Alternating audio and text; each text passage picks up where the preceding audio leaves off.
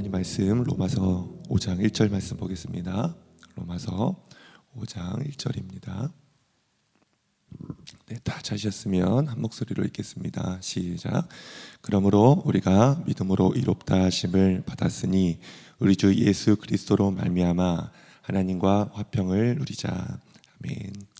20대 초반에 순회선교단에서 하는 복음학교에 다녀왔습니다.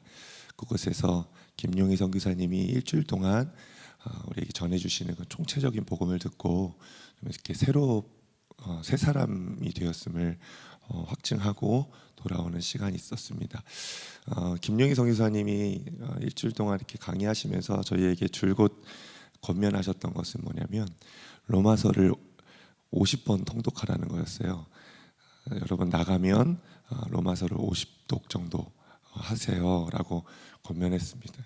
그래서 제가 나와가지고 50독은 다 읽지는 못했어요. 근데 그래도 한 20몇 독은 한 것 같아요. 한 절반 정도. 근데 그렇게 로마서를 읽을수록 이 로마서 안에 담겨 있는 그 복음의 진리가 좀 더 뚜렷해지는 그런 유익들이 있었습니다. 마치 안개가 저기 낀 곳에는 멀리 있는 표지판이 보이지 않지만 가까이 갔을 때 그 안개가 걷혀 있는 곳에 안에서도 가까이 갔을 때 그 표지판이 보이는 것처럼 마치 말씀을 더 가까이 보고 더 많이 볼수록 이 로마서 안에 담겨 있는 그 복음의 진수가 더 명확하고 뚜렷하게 보입니다. 그래서 여러분들도 한번 제가 권면드립니다. 로마서 50독 한번 해보신다면 이 안에 담긴 복음의 진리를 여러분을 취할 수 있게 될 것입니다. 지난주 토요일에 로마서에 들어갔어요. 그래서 오늘은 지난주 토요일은 새벽 예배가 없었기 때문에 대략적인 로마서 개론을 저희가 함께 좀 살펴보고, 그리고 믿음에 대해서 이 믿을 때에 우리 안에 어떠한 이 믿음의 신비들이 있는지 여러분들과 함께 좀 살펴봤으면 좋겠습니다. 여러분, 로마서는 어디서 기록됐을까요? 오병이어 여러분들에게 막 이렇게 가이드 나눠드리는데 아마 그걸 잘 읽어보신 분들은 알 겁니다. 로마서는 바울이 고린도에서 기록한 책입니다. AD 57년 전, AD 57년 경으로 보고 있는데, 바울이 고린도 후서의 문제를 해결하기 위해서 고린도에 방문했을 때 그곳에서 3개월 동안 머물면서 로마서를 기록했습니다. 로마에 있는 그리스도인들에게 편지를 쓴 거죠. 바울은 로마 교회를 한 번도 가보지 못했습니다. 그곳에 있는 성도들을 한 번도 본 적이 없습니다. 즉 무슨 말이냐면 바울은 로마 교회는 바울이 세운 교회가 아니라는 것입니다. 그러면 여러분, 로마 교회는 언제 세워졌을까요? 사도행전을 보면요, 2장 말씀에 오순절 성령 강림 사건이 나와요. 이 성령 강림 사건에 15개의 지역에서 유대인들이 왔다고 기록하고 있습니다. 이때 로마에 있던 유대인들도 이곳에 왔습니다. 사도행전 2장 8절에서 10절 보면, 제가 시간상 밑줄 그은 것만 색깔 친 것만 읽겠습니다. 여러 지방에 사는 사람들과 로마로부터 온 나그네 곧 유대인과 유대교에 들어온 사람들과, 당시에는 비행기가 없었습니다. 대체로 배를 타고 왔어야 됐고, 또 배값이 없는 사람들은 또 걸어와야 했습니다. 그래서 이 예루살렘으로 오는 과정 속에서 죽는 사람들도 많이 있었다고 해요. 그러니까 이 로마에서 예루살렘까지 온다라는 것은 보통 신앙이 있는 사람이 아닌 거예요. 보통 유대교의 신앙이 있는 사람이 아니고는 여기까지 올 수 없는 겁니다. 그런데 이런 유대교의 열심을 갖고 있었던 사람들이 성령을 받아 복음을 전하는 이 성도들의 복음을 들은 거예요. 그리고 변화를 받고 기독교로 개종을 하여서 로마로 돌아간 것이죠. 그리고 그곳에서 이들이 교회를 세웠다라고 보고 있습니다. 로마 교회는 작은 교회가 아니었습니다. 큰 대형 교회였습니다. 그 이유가 무엇이냐면 오순절 성령 강림 사건을 AD 27년경으로 보거든요. 근데 로마서를 기록할 당시가 AD 57년입니다. AD 29년도에 회심하여서 기독교를 개종하고 로마에 가서 교회를 세운 사람들이 거의 28년, 30년이 된 지금 로마서를 받아들었으니 지금 로마 교회는 개척된 지가 한 30년이 정도 되는 교회인 겁니다. 그리고 로마서 16장을 보면은 당시는 이제 이런 건물 교회가 아니잖아요. 가정에서 모인 교회잖아요. 그래서 로마서 16장을 보면 한 5개 정도의 가정 교회가 있었다는 것을 추측해 볼 수 있어요. 그리고 그 교회 안에는 유대인들과 유대인 기독교인들, 이방 그리스도인들과 이방인 그리스도인들이 함께 섞여서 신앙생활을 하는 그런 공동체의 교회라는 것을 확인해 볼 수 있습니다. 왜냐하면 그 이름들이 로마식 이름과 헬라식 이름들이 다 섞여 있기 때문이에요. 그러면 여러분, 로마 교회에 어떤 문제가 생겼냐는 것입니다. 제가 이것을 역사적인 배경을 가지고 설명하려면 굉장히 오래 걸려요. 그래서요, 짧게 간단히 요약을 좀 드리려고 합니다. 로마의 AD 49년에 글라우디오 황제라는 로마 황제가 다스렸습니다. 그때 글라우디오 황제가 유대인들을 다 로마에서 쫓아버립니다. 사도행전의 배경이 되는 게 사도행전 18장입니다. 사도행전 18장에 어떤 내용이 나오죠? 이탈리아 로마에서 브리스길라와 아굴라가 추방을 당해요. 그리고 고린도에 와서 바울을 만납니다. 이 브리스길라와 아굴라가 추방당했던 이유가 바로 이 글라우디오 황제 때문이었어요. 그럼 여러분, 무슨 일 때문이었을까요? 당시에 이 로마에 크레스투스라는 사람 때문에 문제가 발생했대요. 크레스투스라는 사람. 이 사람이 누굴까요? 크레스투스. 그리스도입니다. 그리스도라는 사람 때문에 이 로마 안에 유대인들 안에 소요가 일어나기 시작하는 거예요. 로마에 살아가는 유대인들 안에 그리스도의 복음이 퍼지기 시작했고, 그 복음으로 인하여서 반발했던 유대인들이 폭동을 일으켰던 거예요. 당시에는 로마 정부가 추구했던 정책이 있어요. 팍스 로마. 들어본 적 있으시죠? 팍스 로마. 로마 제국은 평화를 굉장히 중요하게 여겼습니다. 그런데 끊임없이 로마 안에서 이 소요가 일어나니까 글라우디오 황제가 안 되겠는 겁니다. 그래서 야, 유대인들 다 나가, 로마에서 다 나가 해가지고 유대인들을 다 쫓아내버린 거예요. 근데 그 중엔 유대인이면서도 기독교로 개종한 유대인 그리스도인들이 포함되어 있었던 겁니다. 근데요, 문제는요, 여러분, 로마 교회 안에 유대인 그리스도인들과 이방인 그리스도인들이 섞여서 신앙생활을 했다고 했잖아요. 이 로마 교회의 리더와 지도자들은 유대인 기독교인들이었어요. 왜입니까? 유대인들이 당시는 성경이라는 것이 구약 성경밖에 없었잖아요.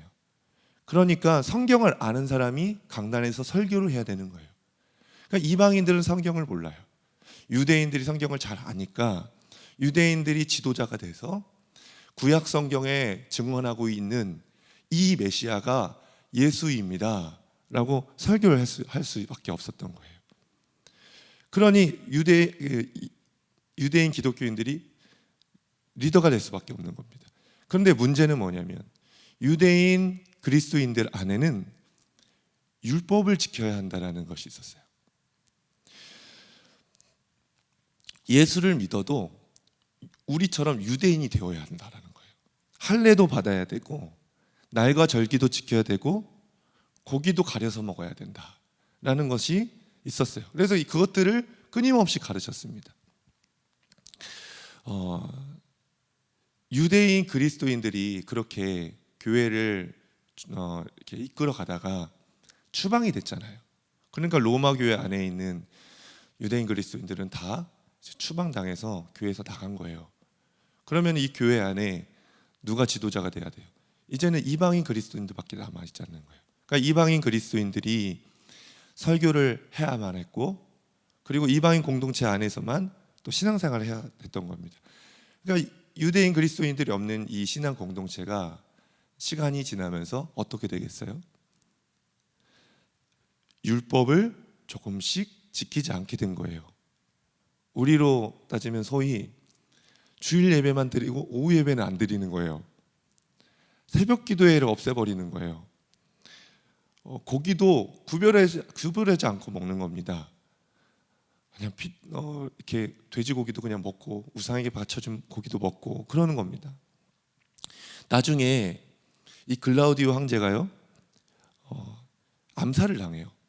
그리고 그 다음 황제가 바로 네로입니다. 네로가 황제가 되어서 정책을 바꿔요. 그래서 추방했던 이 유대인들을 다시 들어오게 합니다. 그때 추방됐던 유대인들이 들어왔을 때 이 유대인 그리스도인들이 교회 안에 들어와선 충격을 받은 거예요. 어라, 얘네들 봐라, 율법을 하나도 안 지키네. 아니, 저것들이 무슨 뭘 안다고, 성경을 안다고 저렇게 강단에서 설교를 해? 하면 유대인 그리스도인들이 그 율법을 지키지 않고 살아가는 이방인 그리스도인들을 보고 충격을 받고 이방인 그리스도인들과 유대인 그리스도인들 간에 심각한 율법의 문제로 인하여 다툼이 벌어지기 시작한 겁니다. 이 갈등을 해결하기 위해서 지금 바울 사도가 고린도에서 펜을 집어든 것입니다. 여러분, 그래서 로마서의 핵심 메시지가 뭘까요? 율법과 연결되어 있죠. 아주 간단합니다. 오직 믿음으로만 의롭게 된다는 것입니다. 여러분, 그래서 바울이 이 믿음이라는 것을 설명하기에 앞서서 증명하려고 했던 것이 있어요. 엊그저께 말씀 읽었죠? 우리 모두가 죄인이라는 겁니다. 1장에서 3장에 걸쳐서 유대인이나 이방인이나 모두 죄인이다라는 것을 증명해내고 있습니다. 의인은 없나니 하나도 없다라는 겁니다. 로마 3장 9절부터 11절 말씀인데 다 같이 읽어보겠습니다. 시작. 그러면 어떠하냐? 우리는 나으냐?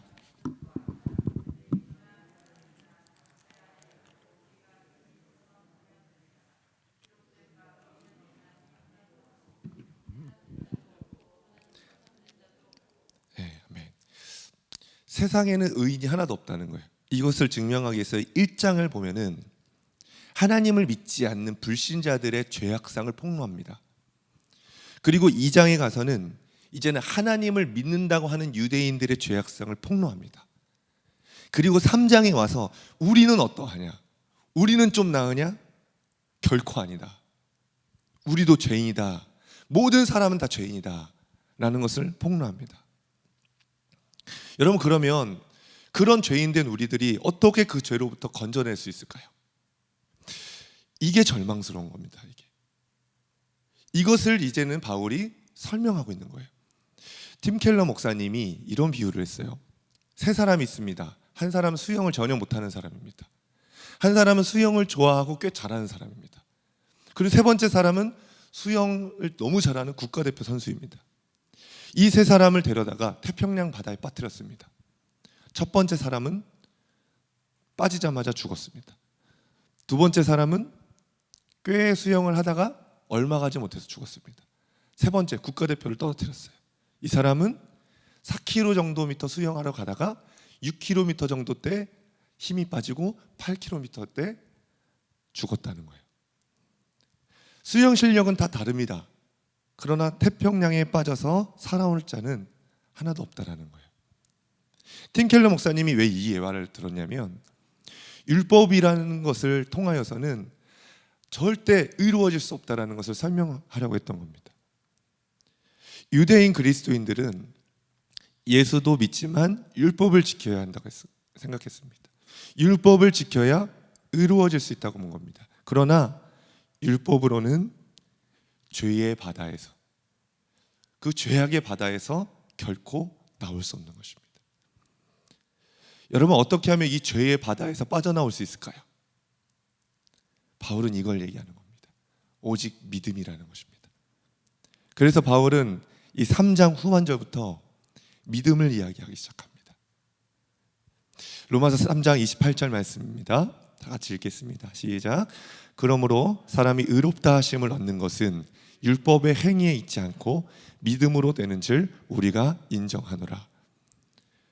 여러분, 어떻게 믿음으로 의로워질 수 있는 건가요? 우리가 믿을 때 정말 놀라운 영적인 신비로운 일들이 일어납니다. 제가 그것들을 여러분들과 잠깐 나누려고 합니다. 유대인들은 사람을 두 부류로 분류했습니다. 어떻게 분류했을까요? 유대인들은 사람을 두 부류로 분류했어요. 유대인과 이방인으로 분류했어요. 이 이방인에는 우리도 포함되는 것이죠. 그런데 바울은 사람을 다르게 두 종류로 분류했습니다. 힌트는 로마서 5장에 나와요. 오늘 읽을 말씀. 바로 아담 안에 있는 사람과 그리스도 안에 있는 사람으로 나눕니다.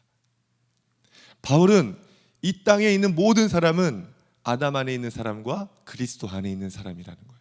뭐로 나뉜다는 거예요. 여러분, 모든 사람은 처음엔 어디 안에서 태어납니까? 아담 안에서 태어납니다. 아담 안에서 태어난 사람은 이 죄로 말미암아서 사망에 이르게 되었습니다. 로마서 5장 11절 말씀 보면, 그러므로 한 사람으로 말미암아 죄가 세상에 들어오고 죄로 말미암아 사망이 들어왔나니 이와 같이 모든 사람이 죄를 지었으므로 사망이 모든 사람에게 이르렀느니라. 아담 안에 속한 자는 사망에 이르게 된 거예요. 로마서 5장 17절부터 18절, 한 사람의 범죄로 말미암아 사망이 그 한 사람을 통하여 왕노릇한즉. 18절, 그런즉 한 범죄로 많은 사람이 정죄에 이른 것 같이 라고 말합니다. 아담 안에서 난 모든 사람들은 죄가 있고 그 죄가 왕노릇하고 있다는 것입니다. 여러분, 우리 모두는 아담 안에서 이 죄와 사망의 법 안에 놓여져 있었던 사람들입니다. 또 어떤 분들은 지금도 놓여져 있는 사람들도 있을 겁니다. 이런 사람들에게는 정죄에 이르게 됩니다. 다시 말해서 죄를 범하면 정죄의 화살이 날려듭니다. 정죄 화살을 딱 맞아요. 그러면은 하나님의 심판에 놓여지게 되는 것입니다. 여러분, 하나님의 진노가 얼마나 무서울까요? 우리가 하나님의 심판, 하나님의 진노 말을 꺼내지만 그 하나님의 진노가 얼마나 두려운 것인지 우리는 사실 실감하지 못합니다. 그렇게 생각해 봤으면 좋겠어요. 구약에 양이 이렇게 조각내어져서 번제단에 태워지는 것을 생각해 봤으면 좋겠어요. 우리의 양이 우리의 모든 죄를 다 짊어지고 갈기갈기 찢겨 번제단에서 태워져 버립니다. 그 양이 죽임을 당하고 조각내어지는 그 장면을 한번 생각해 본다면, 그게 만약 나라면 하나님의 진노라는 것은 얼마나 무서운지를 깨닫게 될 겁니다. 여러분, 모든 죄를 범한 사람에게는 하나님의 진노가 임하는데 그 진노는 정말 우리의 몸이 갈기갈기 찢어질 것도 부족할 만큼 아주 어마어마한 심판이라는 것입니다. 여러분, 구원이라는 것은 그런 상태에 놓인 우리들이, 아담 안에 있는 우리들이 그리스도 안으로 옮겨지는 것이 구원이라고 할 수 있는 겁니다. 그러면 어떻게 하면 아담 안에 있는 우리가 그리스도 안으로 옮겨질 수 있는 것일까요? 중요한 것은 과정이 있는 것이죠. 먼저는 필요한 것이 아담 안에서 나와야 하는 거예요. 아담 안에서 나와야 합니다. 그러면 어떻게 나올 수 있을까요? 도덕적인 삶, 선한 사업, 열심히 신앙생활하면 아담 안에서 나올 수 있을까요? 아담 안에서 나올 수 있는 유일한 방법이 있습니다. 그게 뭘까요? 죽는 것입니다. 정확하게 말해서요, 하나님의 진노 아래 놓여 심판을 받아 죽는 것입니다. 이 진노의 심판을 받아서 천국에 갈 수 있다면 죽죠.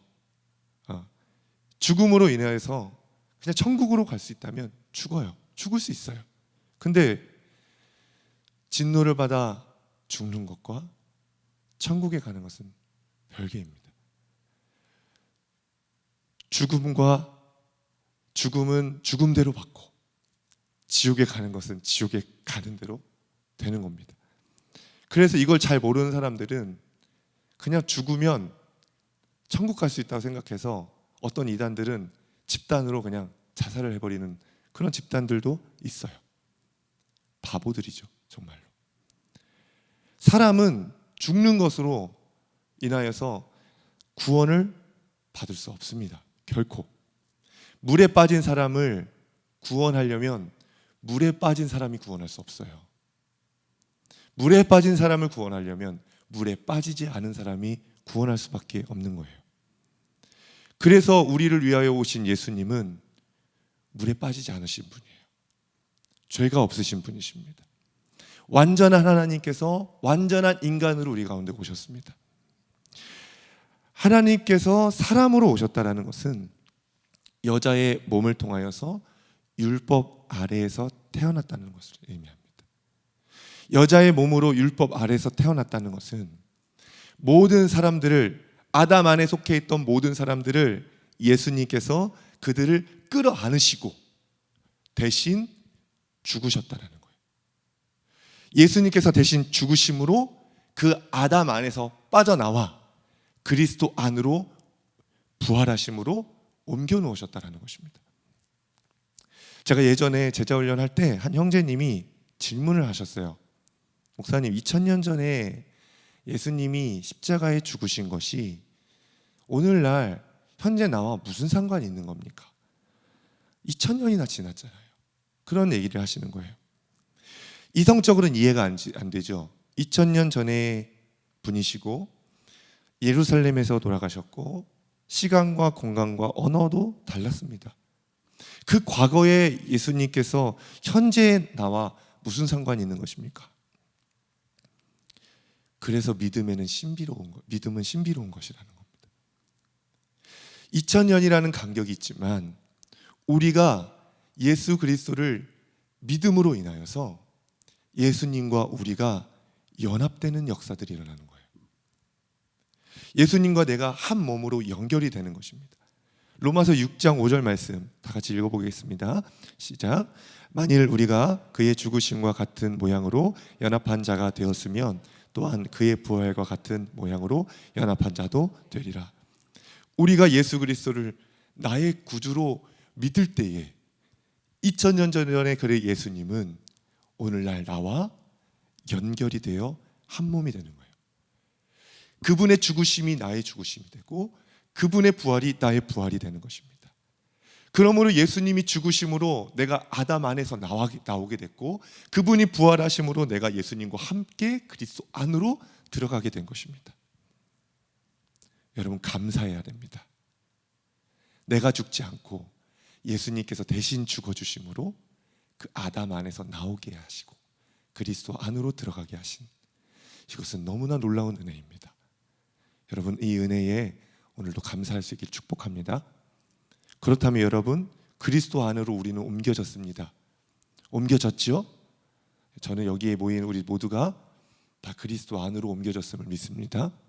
그러면 그리스도 안으로 옮겨진 우리들은 죄를 범할까요? 안 범할까요? 예수 믿고 거듭난 사람들은 죄를 범할까요? 안 범할까요? 말씀 한 절 볼게요. 요한일서 3장 6절 말씀 같이 읽어보겠습니다. 시작. 그 안에 거하는 자마다, 없나요? 읽겠습니다. 시작. 그 안에 거하는 자마다 범죄하지 아니하나니 범죄하는 자마다 그를 보지도 못하였고 그를 알지도 못하였느니라. 또 한 장 보겠습니다. 하나님께로부터 난 자마다 죄를 짓지 아니하나니 이는 하나님의 씨가 그의 속에 거함이요 그도 범죄하지 못하는 것은 하나님께로부터 났음이라. 여러분, 하나님께로부터 난 자, 그리스도 안에 있는 자 범죄합니까? 범죄 안 합니까? 범죄 안 한다고 나오죠. 근데 여러분 어떻습니까? 범죄하죠. 어제도 시기 질투했고, 음란했고, 비난하고 비판했고, 짜증냈고, 교만했고, 판단했고. 그러면 우린 그리스도 안에 있는 게 아닙니까? 우리는 예수를 믿어도 자주 죄를 범합니다. 근데 여러분, 달라진 것이 있어요. 이제는 나의 위치는 아담 안에서가 아니라 그리스도 안에 있다는 겁니다. 아담 안에 있을 때랑 그리스도 안에 있을 때랑은 완전히 다른 겁니다. 아담 안에 있을 때는 죄를 지으면 정죄의 화살이 날라들어요. 그 화살에 훅 맞으면 사망에 이르게 됩니다. 곧장 지옥으로 가는 급행열차를 타는 겁니다. 그러나 그리스도 안에 있는 우리는 죄를 범하여도 그리스도의 의라는 보호막으로 보호를 받습니다. 그 그리스도의 의가 우리를 지켜주기 때문에 어떠한 정죄의 화살도 우리는 맞지 않을 수가 있습니다. 로마서 8장 1절에서 2절 말씀 다시 읽어볼게요. 시작. 그러므로 이제 그리스도 예수 안에 있는 자에게는 결코 정죄함이 없나니 이는 그리스도 예수 안에 있는 생명의 성령의 법이 죄와 사망의 법에서 너를 해방하였습니다. 정죄를 받지 않는 것은 내가 죄를 짓지 않았기 때문이 아니라 내가 그리스도께 옮겨졌기 때문입니다. 그러면 여러분, 내 마음대로 죄를 지어도 되는 겁니까? 정죄를 안 받으니. 구원파는 죄를 지어도 된다고 얘기해요. 그러나 여러분, 우리는 죄를 지을 수 없습니다. 왜냐하면 내가 그리스도와 이제는 한 몸이기 때문이에요. 믿음은 신비로워서 내가 믿을 때 예수 그리스도와 내가 한 몸으로 연합되고 한 몸이 돼요. 믿음으로 연합된 자는 어떻게 살아가는지 아십니까? 로마서 6장 12절 말씀 제가 읽어볼게요. 그러므로 너희는 죄가 너희 몸을, 죽을 몸을 지배하지 못하게 하여 몸의 사욕에 순종하지 말고, 또한 너희 지체를 불의의 무기로 죄에게 내주지 말고, 오직 너희 자신을 죽은 자 가운데서 다시 살아난 자같이 하나님께 드리며 너희 지체를 의의 무기로 하나님께 드리라. 내가 믿음으로 예수님과 한 몸이 되었다면 이제 내 지체는 예수님께 드려져야 하는 거예요. 그러면 이제는 내 몸은 내 겁니까? 예수님 겁니까? 예수님 건 거예요. 나입니까? 예수님입니까? 예수님인 것입니다. 그러니까 이제 내 머리는 예수님이고 내 손은 예수님의 손과 발이고 내 몸뚱아리는 예수님이신 겁니다. 그러므로 내가 간음하면 예수님이 간음한 것이고 내가 비난하면 예수님이 비난한 것이에요. 내가 술을 먹으면 예수님을 술을 먹게 하는 것입니다. 어떤 분이 술에 만취해가지고 집에 들어가지고 자려고 하는데 내면 이 마음 깊은 곳에서 예수님이 그만 좀 먹어라, 내가 다 취하겠다, 그랬다는 거예요. 예수님과 내가 연합하면 내가 범죄하는 그 모든 것은 다 예수님께 하는 거예요. 그러므로 그리스도 안에 있는 사람은, 예수님과 연합된 사람은 죄를 지을 수 있습니까? 없습니까? 없는 것입니다. 여러분, 다른 측면에서 작은 일에 충성하고 작은 자를 섬기고 도와주는 일은 예수님을 위하여 하는 일인 것입니다. 그 형제가 예수님이기도 하고요, 내가 예수 그리스도의 몸을 갖고 있기 때문에 모든 섬김의 일들은 예수님을 아름답게 세워가는 일이기도 하는 것입니다. 여러분, 말씀을 정리합니다. 아담 안에서 우리는 죄와 사망의 법 아래에 놓여져 있었습니다. 그러나 예수님께서 우리를 위하여 오셔서 그 아담 안에서 꺼내주시기 위하여 우리를 끌어안으시고 죽으셨습니다. 그리고 그 죽음으로 우리는 그리스도 안으로 옮겨졌습니다. 이제는 그것만이 아니라, 그 구원의 기쁨만이 아니라 나와 예수님은 그 믿음으로 연합되었어요. 이젠 내가 사는 것이 아니라 내 안에 그리스도께서 사시는 것입니다. 이것은 내 몸이 아니라 예수님의 몸입니다. 그러므로 세상 속에 나아가서 여러분, 예수님을 죄짓지 않게 하시기를 축복합니다.